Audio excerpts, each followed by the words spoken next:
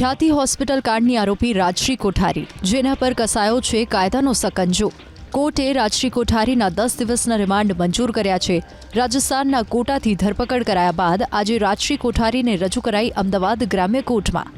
Ahmedabad crime બ્રાન્ચે Rajshree કોઠારીના 10 દિવસના રિમાન્ડની માગ કરી. કોર્ટે 10 દિવસના રિમાન્ડ મંજૂર કર્યા છે.